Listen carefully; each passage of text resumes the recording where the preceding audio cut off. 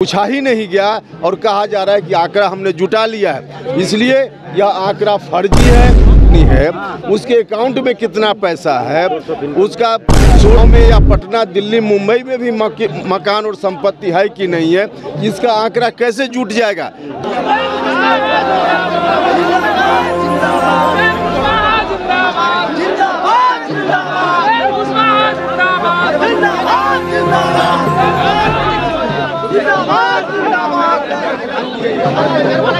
Sir लगातार आरोप लग रहा है, कि नरेंद्र मोदी को खुश करने के लिए कर रहा है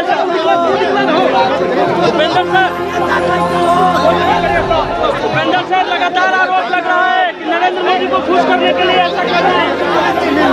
उपेंद्र जी, ये राजभवन का क्या उद्देश्य है? राजभवन बोल रहे हैं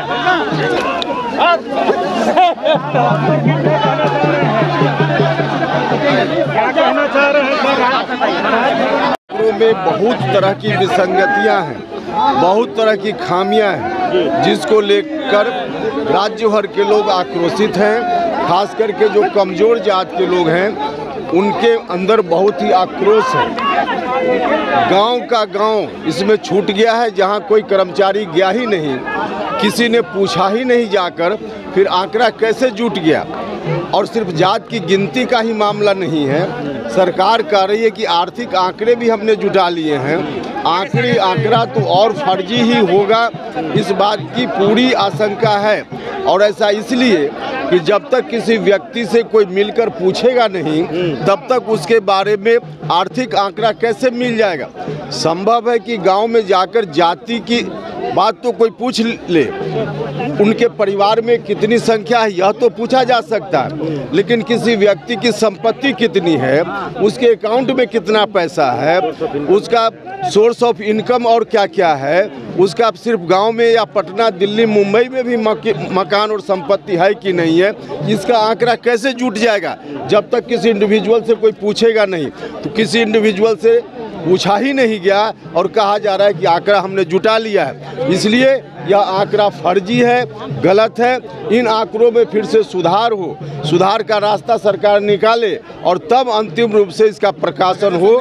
आपको लगता है कि राजभवन मार्च से अगर सरकार नहीं करती है तो हमने आंदोलन की शुरुआत की है, हम सड़क पर उतरे हैं आज भी, और आगे भी हमारा आंदोलन और तेज गति से जारी रहेगा। सरकार का सिर्फ मार्च से तैयारी है कि आपके साथ और एनडीए के दूसरे भी घटक दल भी मौजूद हैं? नहीं, अभी तो हमारी पार्टी का कार्यक्रम है, लेकिन एनडीए घटक दल क्या कहिएगा, बहुत सारे लोग सत्ताधारी दल के भी नेता हैं, वे भी संपर्क में हैं और उनके अंदर भी आक्रोश है। लेकिन अब उनका अलग मामला है, राजनीतिक कारण से लोग नहीं बोल रहे हैं, हालांकि उसमें से भी तो कुछ लोग बोल ही रहे हैं, लेकिन सब नहीं बोल रहे हैं, लेकिन आक्रोश सब लोगों के अंदर। सर, आप कहते रहे हैं कि जेडीयू टूटेगी, क्या लगता है कि ये जातीय जनगणना जो है, इसकी रिपोर्ट आई है, उसके बाद से चाहे जेडीयू के एमएलसी हो, उनके सांसद हों, तो ये एक बड़ा कारण बनेगा? यह भी एक बड़ा कारण बनेगा, और इसमें कोई नेता टूटे न टूटे, जनता तो जेडीयू से अब पूरे तौर पे टूट ही गई है।